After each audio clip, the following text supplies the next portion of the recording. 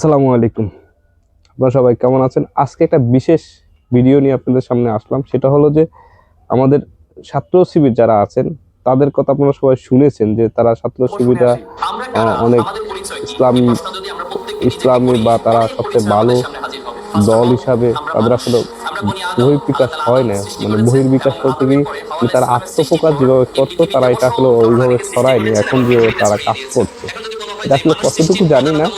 মানে আমি একটা ভিডিও দেখে আপনাদেরকে এই ভিডিওটা শেয়ার করলাম যে তাদের যে একটা বক্তব্য দিয়েছেন ছাত্র শিবিরের যে সভাপতি আছেন, ছাত্র শিবিরের সভাপতি, তিনি কি নাম ভুলে গেছি, তার একটা বক্তব্য আপনারা দিচ্ছি, আপনারা কি শুনুন যে তাদের যে আলোচনা বা তাদের যে বক্তব্যটা আসলে এটা রিয়েলিটি কতটুকু, তারা কতটুকু এইভাবে বক্তব্য দিতে চায়।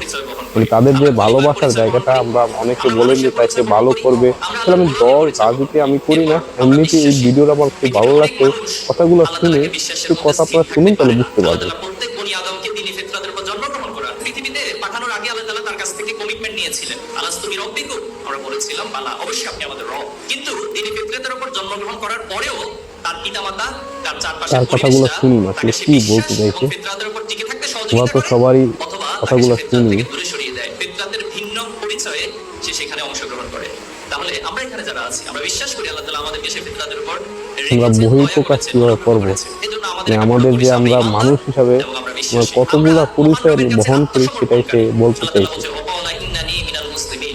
দারুণ কার কথা একটা হচ্ছে কথা আর কার বলেছেন। কথা উত্তম, যে মানুষকে আল্লাহর দিকে ডাকে, সে দাঈ আল্লাহর পরিচয় বহন করে এবং ঘোষণা করে কোনো সংকোচ ছাড়া, কোনো ধরনের হীনমন্যতা ছাড়া, কোনো পিছুটান ছাড়া সে স্পষ্ট মানব জাতির কাছে এসে ঘোষণা করে ইন্নানি মিনাল মুসলিমিন, আমি মুসলমানদের অন্তর্ভুক্ত, আমি আল্লাহ তাআলার কাছে আত্মসমর্পণ। কথাগুলো সুন্দর কথা বলেছেন, আসলে বাস্তব এটাই। আমাদের পরিচয়, আপনার কথাগুলো তো শুনলেন, আমাদের পরিচয় আমরা সবার আগে মানুষ, এটা সত্যি।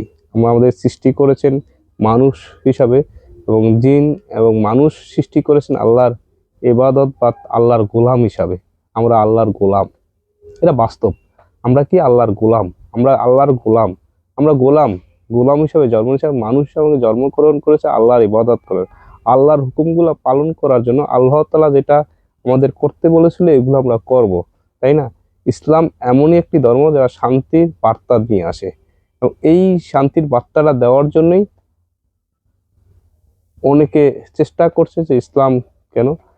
আপনি এটাও জানেন যে এই যে এই কথাগুলো বলেছেন আমার কাছে খুব ভালো লেগেছে। আপনাদের জানি না কি, এই ছাত্র শিবিরের সভাপতি উনি বলেছেন ওনার জায়গা থেকে, আসলে আমি তো রাজনীতি করি না, আমি এইসব কথা শুনি না তেমন, শুনলে আসলে মাথা ব্যথা নেই, কিন্তু আমার এই কথাগুলো ভালো হচ্ছে। আমরা আসলে আল্লাহর গোলাম হিসাবে সৃষ্টি হয়েছি, আল্লাহর গোলাম হিসাবে সৃষ্টি হয়েছে, আমরা মানুষ, আল্লাহর গোলাম।